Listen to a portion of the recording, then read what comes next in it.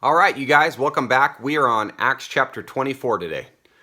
After 5 days, the high priest Ananias came down with some elders, with an attorney named Tertullus, and they brought charges to the governor against Paul. After Paul had been summoned, Tertullus began to accuse him, saying to the governor, "Since we have through you attained much peace, and since by your providence reforms are being carried out for this nation, we acknowledge this in every way and everywhere, most excellent Felix, with all thankfulness. But, that I may not weary you any further, I beg you to grant us, by your kindness, a brief hearing. For we have found this man a real pest and a fellow who stirs up dissension among all the Jews throughout the world, and a ringleader of the sect of the Nazarenes. And he even tried to desecrate the temple, false, and then we arrested him. We wanted to judge him according to our own law, but Lysias the commander came along, and with much violence took him out of our hands, ordering his accusers to come before you. By examining him yourself concerning all these matters, you will be able to ascertain the things of which we accuse him." The Jews also joined in the attack, asserting that these things were so. When the governor had nodded for him to speak, Paul responded, "Knowing that for many years you have been a judge to this nation, I cheerfully make my defense, since you can take note of the fact that no more than 12 days ago I went up to Jerusalem to worship.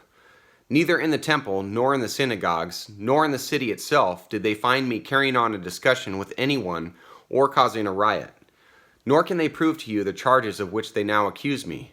But this I admit to you, that according to the way which they call a sect, I do serve the God of our fathers, believing everything that is in accordance with the law and that is written in the prophets.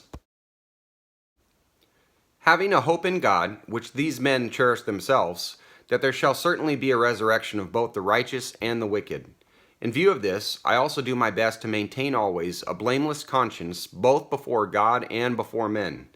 Now after several years, I came to bring alms to my nation and to present offerings, in which they found me occupied in the temple, having been purified, without any crowd or uproar. But there were some Jews from Asia, who ought to have been present before you and to make accusation, if they should have anything against me. Or else let these men themselves tell what misdeed they found when I stood before the council, other than for this one statement which I shouted out while standing among them.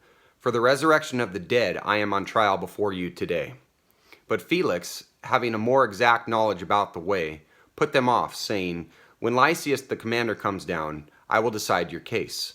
Then he gave orders to the centurion for him to be kept in custody, and yet have some freedom, and not to prevent any of his friends from ministering to him. But some days later Felix arrived with Drusilla, his wife, who was a Jewess, and sent for Paul and heard him speak about faith in Christ Jesus. But as he was discussing righteousness, self-control, and the judgment to come, Felix became frightened and said, "Go away for the present, and when I find time, I will summon you." All right, so Felix was convicted by the truth of what Paul was telling him, and as is the case with all unbelievers, he didn't want to hear it. Verse 26. At the same time, too, he was hoping that money would be given him by Paul. Therefore, he also used to send for him quite often and converse with him. But after 2 years had passed, Felix was succeeded by Porcius Festus, and wishing to do the Jews a favor, Felix left Paul imprisoned. Okay, let's find out what happens to Paul. Hope you can be here with me tomorrow. God bless your day. Keep on keeping on. God bless you.